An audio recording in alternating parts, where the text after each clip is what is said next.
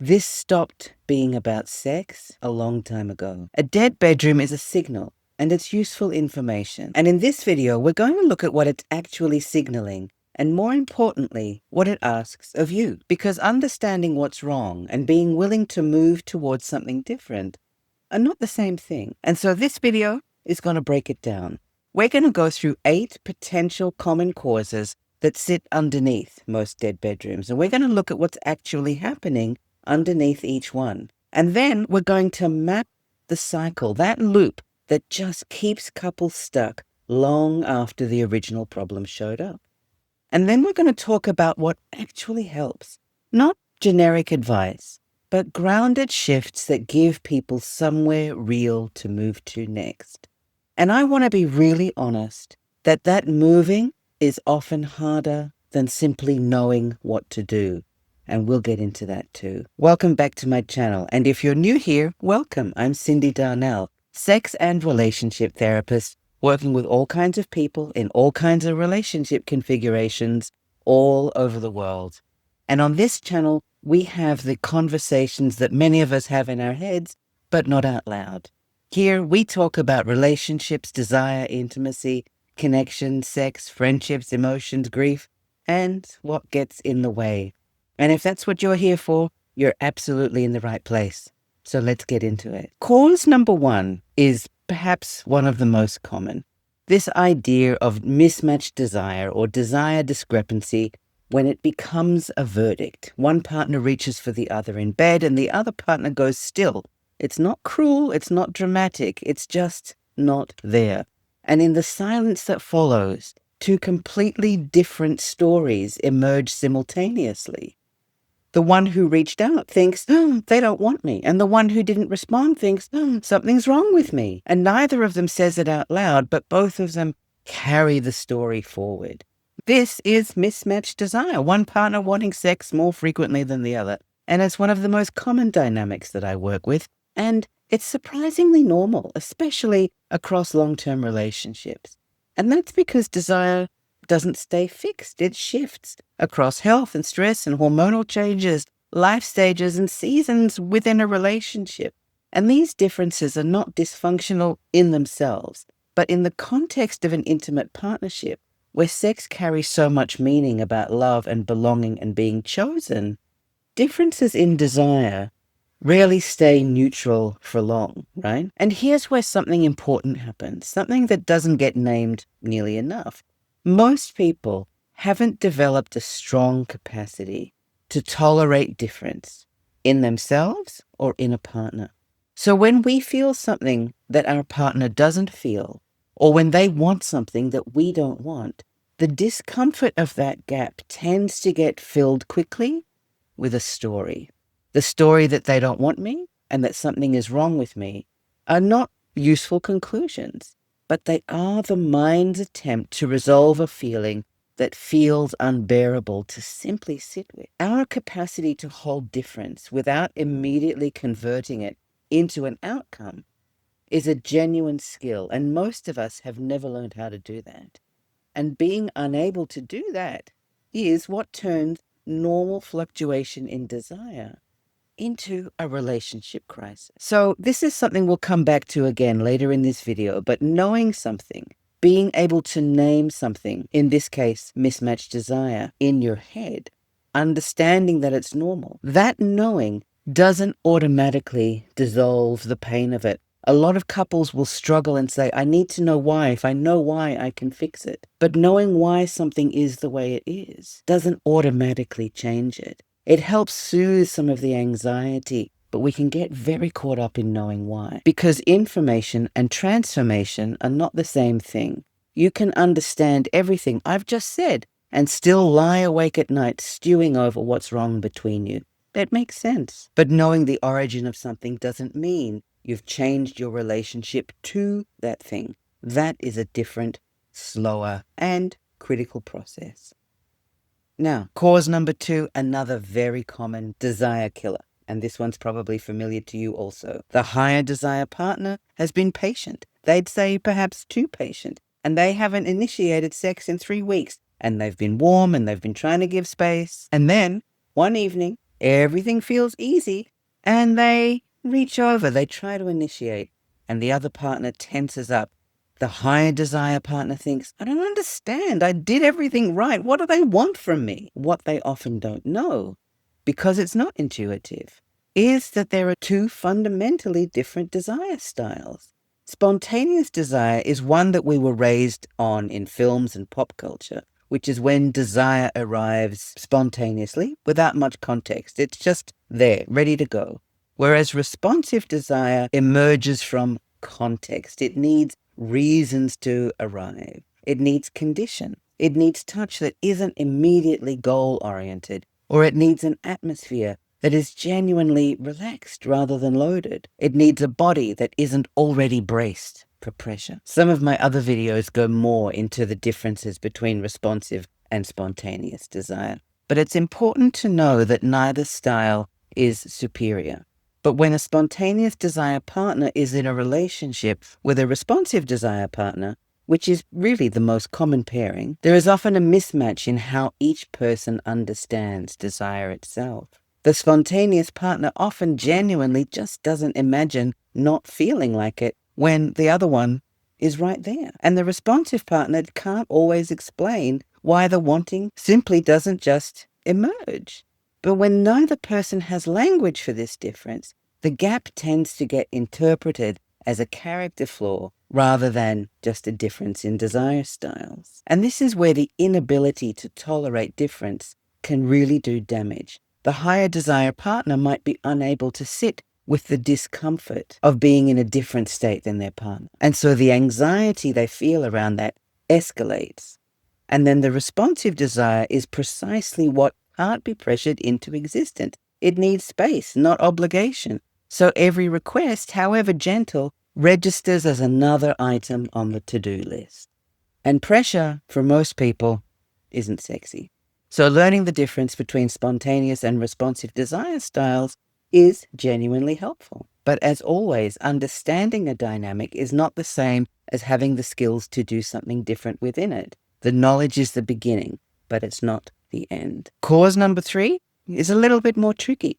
Somebody might say, I love my partner and I'm attracted to them and I don't understand why I don't want sex. And they mean it. There's no hidden resentment. They're genuinely confused by their own body. But often what's going on is that the body has picked up on something that the mind hasn't picked up on yet. It could be unspoken tension, or a relationship that feels slightly unpredictable, or a quiet sense of feeling unseen or unappreciated. Sometimes it's more internal, happening in the nervous system, like not being in touch with one's own emotions or struggling to name what you feel or feeling disconnected from yourself. The nervous system doesn't separate physical danger from emotional or relational discomfort. So if a relationship feels unsafe, even in very subtle ways, the body tightens and protects itself. But sexual desire often needs the opposite. It needs openness and safety and ease. So a guarded system doesn't allow for that. And then there's another piece that often is missed, how we relate to our own emotions. Because for many of us, we learn that difficult or mixed feelings are problems to fix rather than experiences to sit with. So when desire is missing or it's complicated, our instinct is to analyze it and try to solve it, which might seem helpful initially, but constantly trying to figure stuff out can often keep you stuck in your head and disconnected from your body. So understanding your desire isn't just about finding out what's wrong. It can also start with creating safety and connection within yourself as well as within the relationship. And this might mean creating a space where feelings and uncertainty and emotional complexity aren't treated like a problem, but instead they're welcome as points of conversation and curiosity. Cause number 4 can happen when one partner agrees to sex that they don't really want. And obligation slowly starts to damage what saying yes and acquiescing is trying to protect. So sometimes we say yes to sex that we don't really want, not because we're being forced to, but because saying no feels worse. The disappointment, the tension, the emotional fallout or because we love our partners and we believe that this is what a good partner does. There's a big script around acquiescing to sex even when we don't feel like it. So, for a lot of us, we go through it, and the higher desire partner feels relieved, and then sometimes things improves for a while. But then the lower desire partner starts to feel dread again until the next time. And on the surface, this type of obligation sex can look harmless, even caring, and occasionally it is. And most people in long-term relationships do have sex when they're not fully in the mood, and sometimes that can be fine. But the problem is when it becomes the pattern. Over time, the body starts to associate sex not with desire or pleasure, with pressure and endurance. And then sex stops being something that you want and starts being something that you manage. And this pattern can sometimes be driven by our difficulty tolerating the fact that we want different things at different times, or we want them in different ways. The higher desire partner might struggle with the discomfort of not being wanted, and the lower desire partner can feel responsible for easing that discomfort, and then they override their own feelings in order to do so. So that override, when it becomes a habit, can start to feel like self-abandonment, and it teaches the body that its real experience isn't welcome here, and that it isn't safe to feel what it's actually feeling. So real consent isn't just saying yes, but it requires both people to be able to tolerate an honest no, at least in the moment. And when couples recognize this pattern, it can really bring a lot of clarity. But by the time the pattern is visible, it's become so ingrained that breaking it can really take time, intention, and a willingness to do something different beyond simply understanding it. The next cause, like many of the others, tends to happen without anyone choosing it. And it looks like this. A couple hasn't had sex in months, and neither of them decided specifically that this would happen. But it did. One partner just stopped initiating. Not as a clear decision, probably more out of self-protection. Because reaching out and being turned down eventually, gently, just became too hard. And then the other partner stopped showing non-sexual affection. Not because they didn't want closeness, but because even the smallest gestures started to feel a bit risky.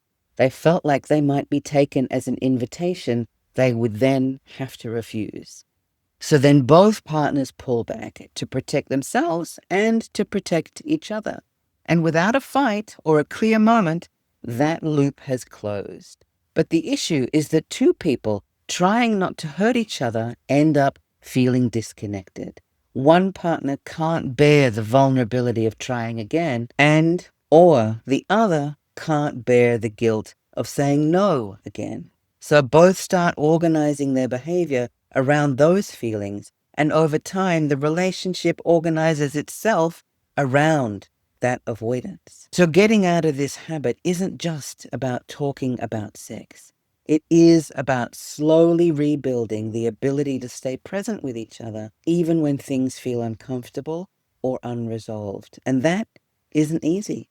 It has to be learned. And understanding the pattern alone is critical, but by itself is not enough to break it. Change comes from doing something different, repeatedly and often uncomfortably, instead of continuing to avoid what's hard. Cause number 6 is a subtle one. Before the sex stops, something quieter usually goes first. The casual touch, the small moments of attention, the feelings of attunement. Most couples don't see this happening in real time, but they notice the loss of the sex because that is more obvious. And everyday closeness can erode slowly and almost invisibly. And it comes from often a low tolerance to emotional friction. Small misattunements, missed bids, or unresolved tension can create a subtle distance. And if those moments aren't captured and repaired, couples start avoiding the situations that might create them. Less touch, less warmth, and then less risk. And over time, connections thin. More sex alone isn't where the repair starts. It's more like the outcome of everything else that starts working. When couples focus only on fixing sex without rebuilding what's been sitting beneath it also means that the fix rarely holds. And most people understand this in theory, but the work, again, unfortunately, is easier to avoid. Cause number 7 is an obvious one that is often also overlooked. People often mention that they feel stress in passing. Work, kids, money, a lack of sleep, and then they dismiss it as it's not the whole story. And it's not the whole story. But it matters more than a lot of people think, because chronic stress keeps the body in a survival state, which means less access to pleasure, less access to curiosity, and less access to desire. The system prioritizes getting through the day by not opening up to intimacy. And it also narrows our emotional capacity. There's less room for complexity, less patience for friction, less energy for connection. The relationship becomes functional instead of felt. And so what looks like low desire is often a body that is under too much emotional and nervous system load. Understanding how stress affects desire is useful, but reducing the stress, actually shifting how you live, or shifting how you show up in the relationship, or shifting how your relationship functions, that is the part that actually creates the change. Understanding it alone is simply not enough. So a better question than why don't I want sex in a context like this might be, what would my body need to feel open to desire again? And am I willing to move towards that, even without guarantees of it working? And now the final cause that I'm going to cover today is a cousin of the obligation sex we talked about before. And this one tends to show up most often in heterosexual couples, usually as the result of social conditioning and bad sex education, rather than anything intentional. And it can feel especially painful because most straight folks have never been taught how to talk about sex in the way that we talk about it here. And sometimes the sex being offered is just not very good, or very interesting, or very pleasant, or even fun. And because straight people tend to default to penis in vagina sex as real sex or the main event, and everything else as foreplay, there's a pretty big emphasis in the hetero world for sex to involve intercourse as the central activity. And while orgasm isn't the main goal of partnered sex for everyone, and often not for women more broadly, that's for another video that I'm going to make, the reality is the vast majority of women do not experience orgasm from intercourse alone, and that is 100% normal. And if any of you watching this think, that doesn't apply to me, I can easily have orgasms from penis in vagina sex, that's great. And I'm not talking about you. I'm referring to the majority of women for whom penis in vagina sex is just not the center of the sex universe, and that's okay. So orgasm quality aside, cause number 8, if the sex being offered or requested is simply just not sex worth wanting for both parties, it can become something that you do for the other person rather than something engaged in with mutual enthusiasm.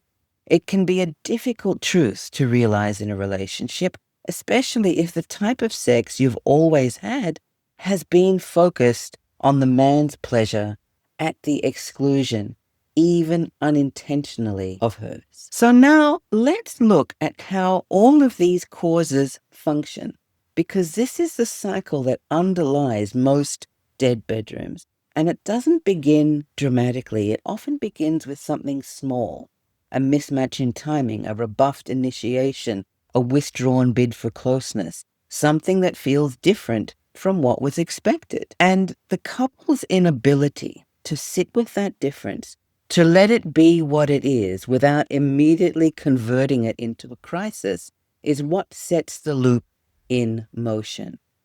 And the loop looks like this: pressure, shutdown, rejection, more pressure, deeper shutdown, and it goes around and around.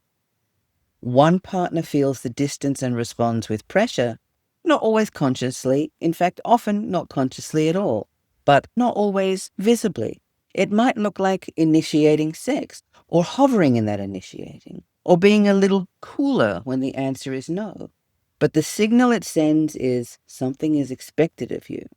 And the other partner's nervous system registers that expectation and begins to shut down, not out of cruelty, but because desire under obligation is physiologically restricted, and because shutdown also contains something else, not knowing what to do with the difference between their own state and their partner's urgency. It becomes easier to go quiet than to try to bridge that gap because it can feel enormous. The higher desire partner reads that shutdown as rejection, personal and directed. Another data point for the story that they don't want me. And the pain of that either tips into withdrawal, quiet and defeated, or loops back into more pressure because pressure is the only lever that still feels available. The lower desire partner receives more pressure and shuts down more completely, and the higher desire partner receives what reads as deeper rejection. And now, like I said earlier, that recognizing the cycle is the first interruption of it, and that is true. But I want to be careful to not let that land as more reassuring than it is, because recognizing the cycle means that you can see the loop, but it doesn't mean that you can immediately step out of it.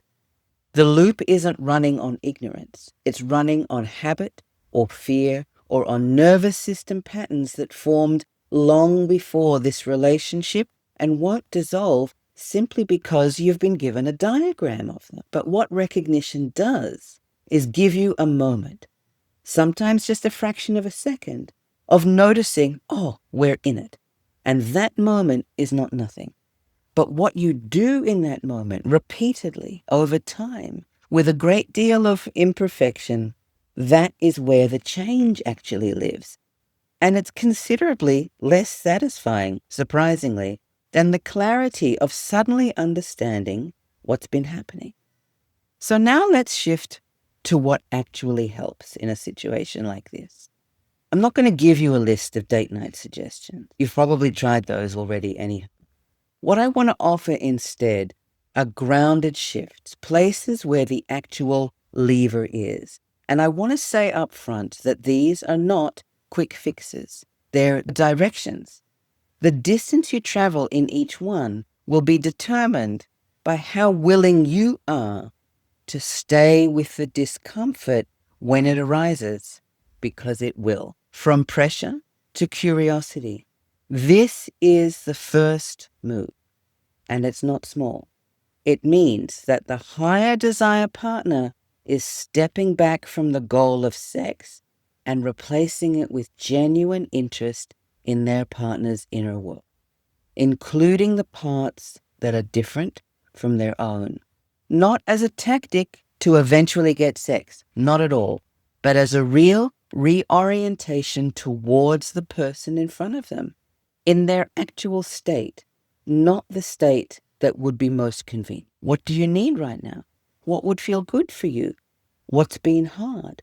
Curiosity can hold the difference without pathologizing it, but pressure comes. And this shift from wanting a particular outcome to being genuinely interested in your partner's experience is one that most people have to make over and over again before it becomes anything like natural. Next, rebuild non-sexual intimacy first.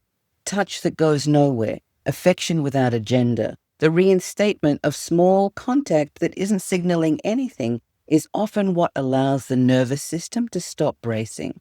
And this work is slow and it's easy to abandon because it doesn't produce measurable results quickly. Next, understand your desire styles. If you don't know whether you're responsive or spontaneous in your desire, my book goes into this in much more depth, because mismatched desire styles that are named and understood can be worked with. But when they're invisible, they get interpreted as incompatibility when often they're not. They're simply a difference. And learning to hold that difference with curiosity rather than alarm is a skill that develops through practice, not through just reading about it. Another suggestion I have for you is to learn to regulate your nervous systems separately and together. Head on over to my online courses to find out more about how to do this. So this might mean prioritizing sleep or less chronic overcommitment or more genuine recovery built into the structure of your week. It might mean therapy. It might mean somatic practices. It might mean honest conversations about the stresses in your relationship. What it does mean is taking the body seriously as a participant in desire. And it means accepting that this work doesn't follow a straight line. You'll do it and then you'll feel better, and then you'll stop doing it and you'll feel worse, and then you'll have to recommit. And that's not a failure. That's what change looks like in a human body. It's all squiggly and all over the place. Next, talk about sex outside of sex. One of the most reliable ways to diffuse the charge that's built up around the topic of sex is making it safe enough to talk about when nothing is at stake. Not in bed or not in a moment of tension or not as a prelude to anything. Just part of ordinary life with curiosity rather than with an agenda. Because the capacity to talk about difference, about what you want, what your partner wants, where those things don't overlap and where they do, is the same capacity that intimacy itself requires. You're practicing the skill just in a lower stakes context. And that practice is what compounds slowly and on repeat. Changing any of these habits is not something that happens one and done. These are practices I invite you to undertake frequently and regularly for the rest of your lives. So this is a lot. And I want to reassure you that a dead bedroom alone is not the problem. It's a signal. It's a relationship's way of communicating that something in the system needs more attention. Something about safety, about pressure, about education, about accumulated distance, about desire that was never really understood well enough to be tended to. It's often signaling something about the capacity that both of you have or haven't yet developed to stay present with what exists between you, with the emotional complexity of adult relationships.